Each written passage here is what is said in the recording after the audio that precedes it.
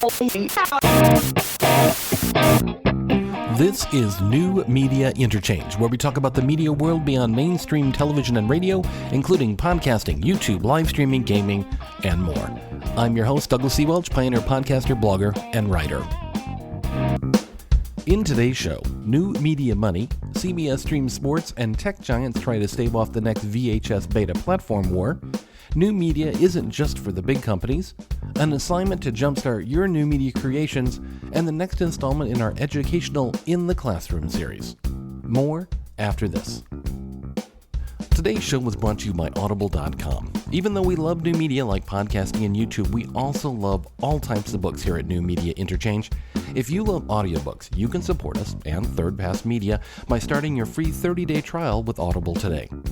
Choose from over 100,000 books, including a study in Scarlet, the very first Sherlock Holmes story.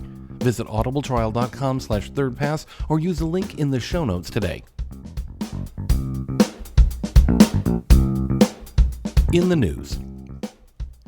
Making money is one of the most pressing needs and interests of any new media content creator, and this week J. Edgar has an excellent interview and article on the Daily Dot entitled, How Exactly Do Twitch Streamers Make a Living? Destiny breaks it down. Gaming is big business, as last week's opening of YouTube Gaming confirms, but just how big? How do gamers make a living by playing games all day?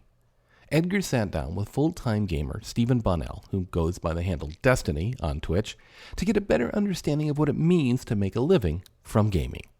While content creators are often barred from talking in detail about their earnings, Bonnell does give some basic information. Being a Twitch partner, which gives him several benefits, including the ability to acquire paid subscribers to his channel, I make probably less than $1,000 a month off of Twitch, streaming around 200 to 250 hours a month, with an average of maybe 2,500 concurrent viewers. That's just ad revenue. Bonnell estimates he gains another $5,000 a month via Twitch subscriptions to his various channels and another $1,500 a month in direct donations via PayPal and others. Other income streams include Google AdSense advertising, YouTube advertising, and affiliate income from Amazon and others.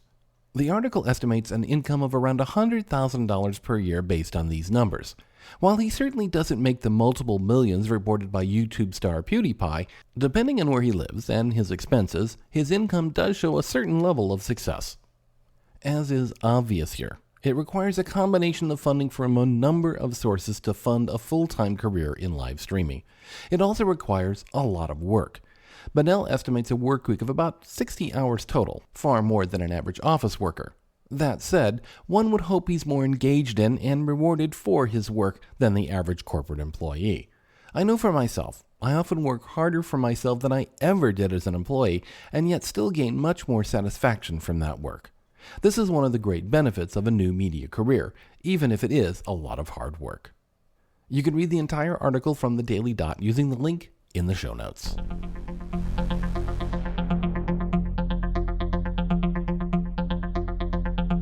One of the biggest arguments for the continued success of broadcast television has always been the need and desire for live news and, even more importantly, live sports. It looks like CBS might be bucking the trend on this, though, as it's increasing the number of college and pro football games it'll be broadcasting over the internet via a combination of its website, cbssports.com, and across its connected TV apps on Apple TV, Xbox One, Chromecast, and Roku. For its NFL coverage, the network plans to stream 2 regular season games for the first time ever, plus every playoff game it has broadcast rights to, including Super Bowl 50. It's interesting to see CBS delving further into over-the-top delivery, and I think this points to a sea change amongst mainstream broadcast networks. They can't rely on their past exclusivity to protect them from competition in every part of their business. It's far better to reach out and explore new markets for their programming rather than being forced to catch up in a market that is rapidly changing. Efforts like this are a clear attempt to better serve their viewers and, by association, better serve the advertisers trying to reach those viewers.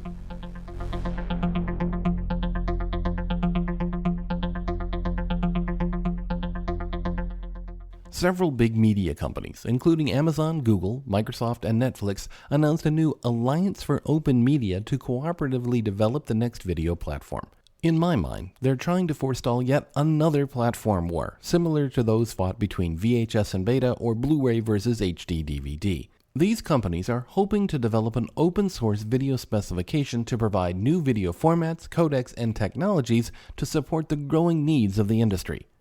Video resolutions of 4K and above, 3D video, and 360-degree immersive video require huge amounts of data far beyond the current video streaming systems, and technology is going to have to grow to face these increased needs. According to their press release, the Alliance's initial priority will be to deliver a next-generation, royalty-free video format that is interoperable and open, optimized for the web, scalable to any modern device at any bandwidth, designed with a low computational footprint and optimized for hardware, capable of consistent, high-quality, real-time video delivery, and flexible for both commercial and non-commercial content, including user-generated content. You can read more about the Alliance for Open Media in a collection of article links in the show notes.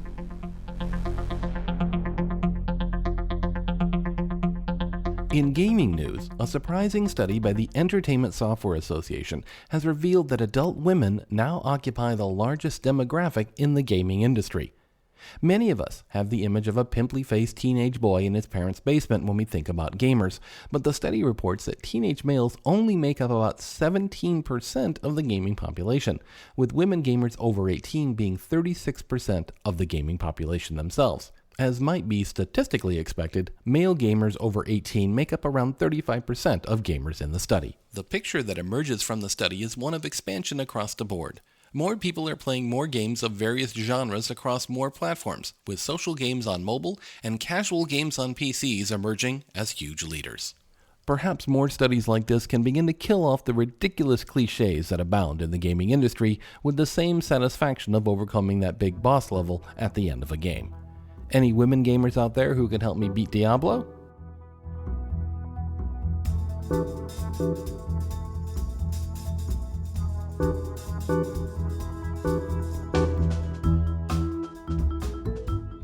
New media isn't just for the big guys. It's too easy these days to focus on the big entertainment news coming out of new media and ignore all the things that new media can do for everyone else, from individuals to freelancers to small companies and beyond. Sure, it's great to see new shows with big-name stars being picked up by Netflix and exciting to hear about one company buying another, but for me, this isn't the heart of what new media is about. 11 years ago, when I started podcasting, I saw it as an opportunity for letting the world hear the underheard and see the underseen.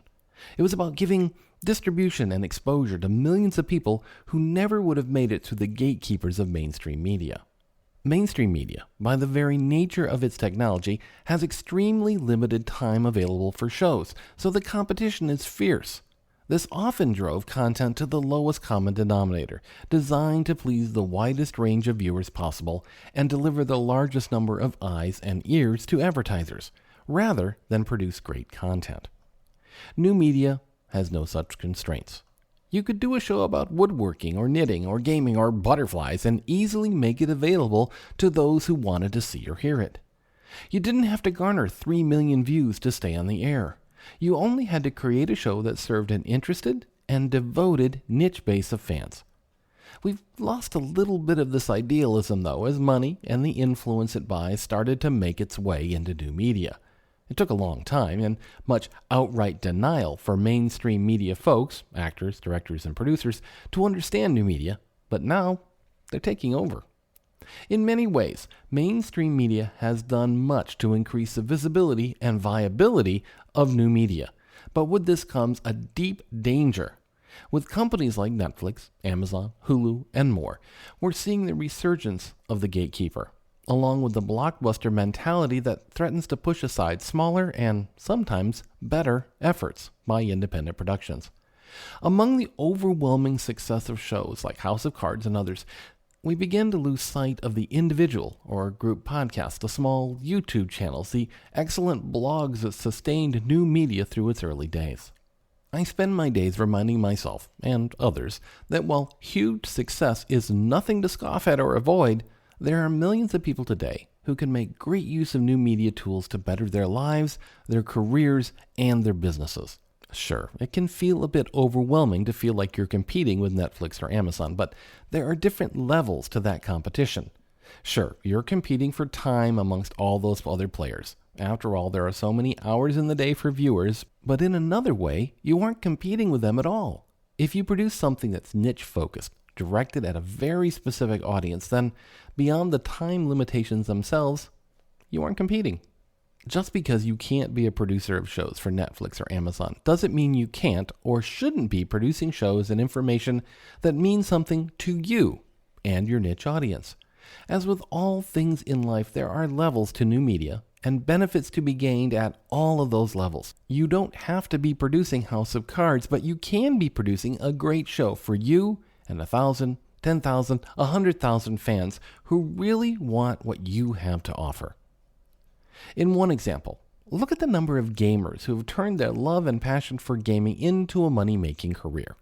Again, while we might be most fascinated with the stars of the genre, there are countless others working every day and supporting themselves doing something they and their fans love. Heck, I watch an hour or more of gaming content nearly every day, but these aren't the top money makers of the genre.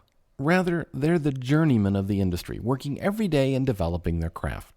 I liken them to the host of working actors we meet living here in Los Angeles. For many of them, you might not know their name, but I can almost guarantee that you would recognize their faces. They don't have international stardom, but they do meet my own definition of success: supporting yourself and your family, doing something you love. I guess what I'm really saying is this: don't let the Hollywood model of blockbusters, gatekeepers, and star power prevent you from starting or continuing to develop your own great content. Sure, if someone comes knocking with a 7-figure TV or movie deal, sell out. Just make sure you get the money you deserve. Until then, though, keep working on your craft and developing your own level of success from day to day. The news may be filled with stories about big stars and big producers, but that doesn't mean you can't still be producing some great work yourself. Even today, new media still has the ability to do an end run around mainstream media by taking your product directly to the audience that wants it most. Yes, top-down entertainment will still be created and still be successful due to the money and names attached, but great content can continue to bubble up from below too. Witness the recent move of celebrity YouTuber Smosh. While they may have a movie deal now, they achieved this by working long and hard for themselves and their audience. They proved themselves by developing their own success, as many other YouTubers, podcasters, and bloggers have. They weren't anointed from above by some mainstream media system, but rather forced mainstream media to deal with them due to their overwhelming, personally driven success. So, how do you make new media work for you, even in some small way? For me, the first goal of any new media production is to share. Share your insight. Share your knowledge. Share your silliness. Share your gameplay. Share whatever turns you on the most. Whether you're producing a how-to show, silly or absurd comedy sketches, let's play gaming videos, insightful political opinions, or simply pretty views of nature and the world, if you share your passion, you'll find others that share that passion. Even better, new media has no gatekeepers to tell you you can't do this or you can't do that, or that no one will watch a show about woodworking or knitting or car repair or whatever. Rather, you just do it and help the audience find you. As surprising as it might seem, there is an audience for nearly every topic under the sun. Want proof? Search on any obscure topic on the internet and see what turns up. For some reason, I think I was making a joke about it in an article or something. I researched left-handed ventriloquist dummies. Of course, as is normal in our internet age, this search turned up a number of resources and much discussion on just this topic. If this isn't an obscure topic, then I don't know what is. That said, there was some great discussion about the topic by a number of very interested and committed people, just as there is around any niche. You might be thinking your new media idea is too niche, too obscure, too minor. In my experience, this is rarely the case. For me, new media is about passion. It's about finding your own passions, finding others with a similar passion, and sharing your passion with them. This passion can be something relatively mainstream like music or sports or photography or very, very niche like concertina music, Quidditch, or artistic electron microscopy. Your new media project is yours and yours alone. It can be about whatever you want it to be. This is one of the fundamental freedoms of new media, and one I wish more people would exploit. So, what new media are you going to create after you finish binge watching House of Cards or Hell on Wheels, like I am? No matter how big the big boys of the entertainment world might get, there's always a place for you and everybody in the new media world.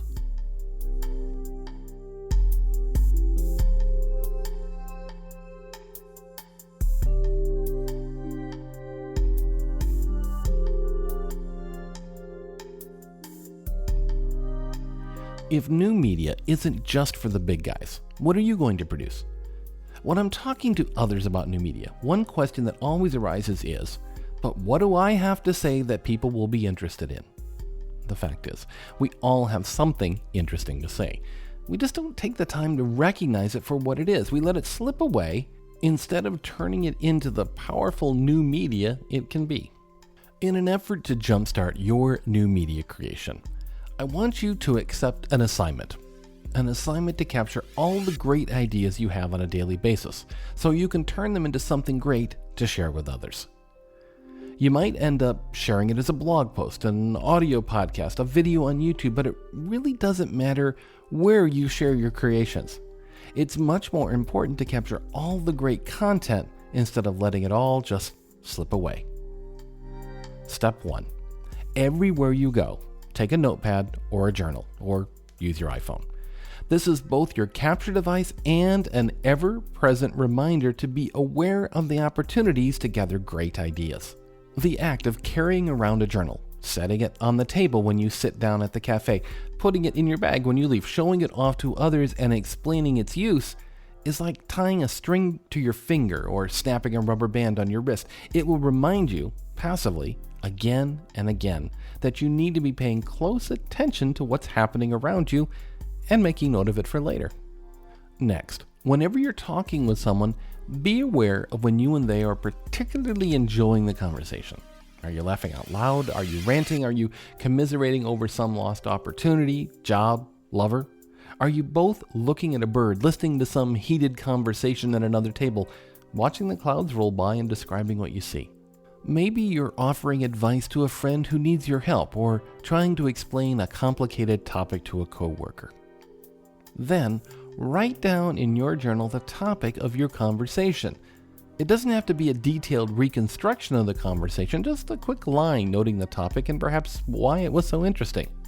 What made the moment so captivating? What was being discussed or experienced? How did it make you feel? Do this often enough, and before you know it, your journal will be filled with a whole series of excellent ideas for blog posts, audio podcasts, videos, and even books. You already know these topics are interesting to you and at least one other person, so you can turn them into something more without worrying about whether they are interesting enough. A common pitfall of folks just getting started in new media.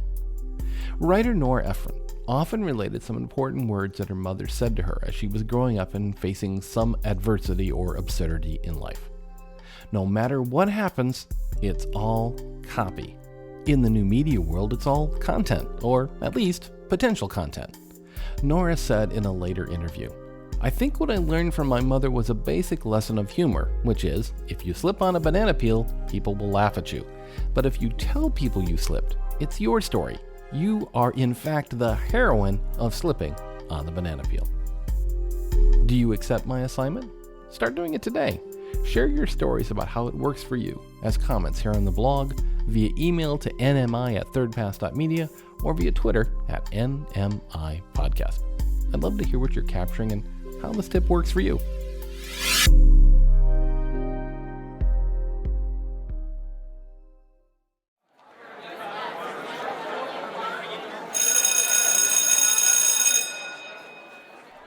Creating smooth shots in your videos is often the goal, but it can also break the bank if you let it. This week in the classroom, Premium Beat has some great questions to ask before you buy your first or next camera stabilizer. For me, the most important question to ask yourself when buying anything is, will I actually use this? A lot. And that's where this article starts.